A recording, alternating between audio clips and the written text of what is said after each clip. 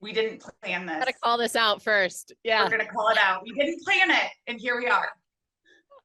I love it. I mean, started off Monday morning. I knew we had this. I was like, you know what? I should wear my NWSL shirt. It's the day to do it. And you're wearing the same thing. I love it. Yes, it's great. And we both went out for a run this morning, so I love it. We have the same hair as well. So welcome, Abby.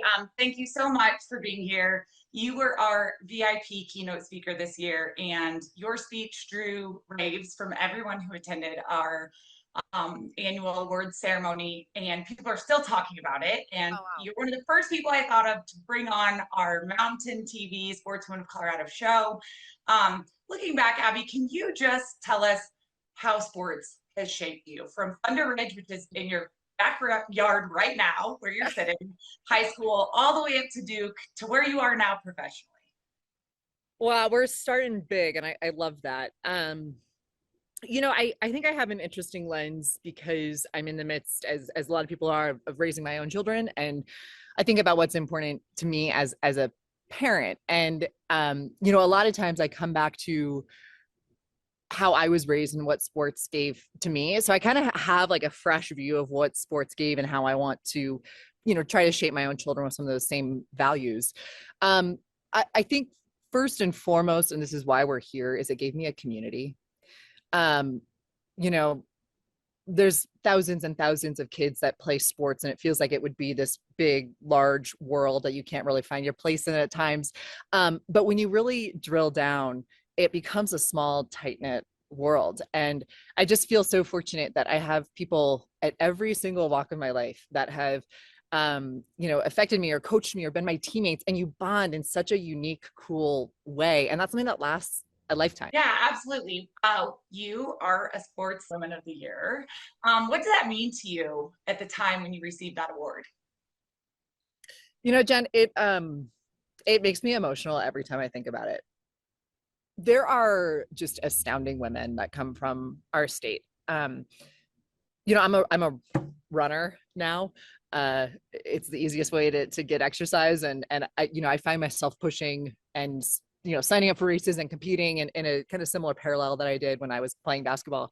But I look at these women that have run their whole lives and have become some of the top endurance athletes and marathon runners and USA athletes that come from the running world of Colorado. So it's been really neat because I've been able to kind of follow their path now. And that's just one little snippet of the athletes that come from Colorado. I think about, you know, the basketball players that I grew up just idolizing. I mean, you talk about Strother still, and she's one of my closest friends, but I can't not, you know, still fangirl over her because she's my hero. It's an honor that I have a really hard time getting my hands around, because it's you know, pretty cool to be mentioned on a list of people that you still identify as your own heroes. Obviously, that's how Sportswomen of Colorado originated, was to give women a stage to receive recognition. And you touched on that a little bit at our VIP banquet. And I loved what you said. I'm not going to quote your speech. However, it alluded to the privilege that we received from some of my current board members. For example, they were the Title IX babies. Their parents are the ones who fought for them to be able to play a sport in high school or to receive a scholarship. And you and I benefited from that. Yeah, you know, I think playing sports is, you use the word privilege. It's a privilege and it's an honor, and there's a responsibility that comes with that. So not only is it our job to leave that door open a little bit wider for those that are coming after us, but it's also to do exactly what we're doing today and educate and remind people about where we came from, because it means that much more. You know, when you are a high school basketball player today, and if you know the past and the history of Colorado basketball, girls basketball, it means more. You know, and you get to be a part of that community. Something that people don't understand is access is maybe, there's more access. But to me, and I'm a mom of 3 children as well, access is sometimes right now is harder.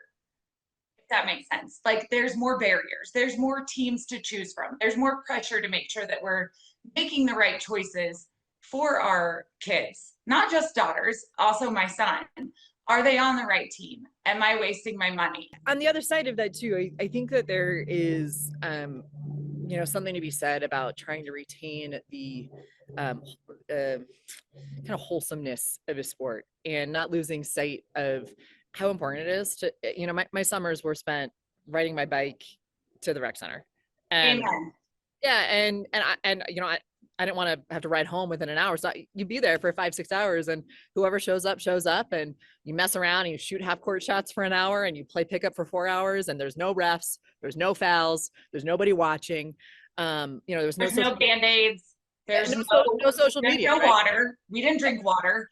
Yeah, exactly. Yeah, we got by. So that's something that I think as I try to think about my own kids, if they have an interest in playing sports, kind of the type of atmosphere that I want to cultivate.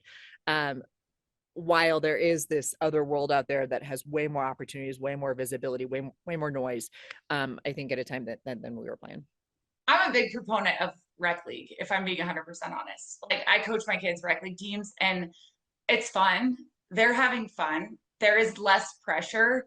I think one of the reasons I was able to reach certain levels that I did is because I wasn't after that end goal. What was your goal? What was your goal? What was 10-year-old Abby's goal? 12-year-old Abby's goal? To be the best that I could be. I hated to lose. And I don't know where that came from. My parents are both athletes, they're competitive, but I just had this like deep distaste for losing. And that drove me. And then what happened is I started playing for the Colorado Hoopsters, and I was on the court with Katy, Flecky, and Keirsten Walters, and Jamie Carey, and Alli, Spence. These girls that are 5, 6, 7 years older than me, and yeah. I'm a 6th grader, and so I was just exposed to the highest level, and I was like, oh, I want to be there. I want to compete with them. I want to play one-on-one against Jamie. And so really what I was after was not getting embarrassed in practice. I didn't want to get yelled at in practice. And it just kind of over time built. It's a great place for girls sports. Abby, we appreciate you. We're thankful for you. And I'll let you get back to those 3 children. Thanks, Jen. You're doing an awesome job. I'm really happy to be along for the ride.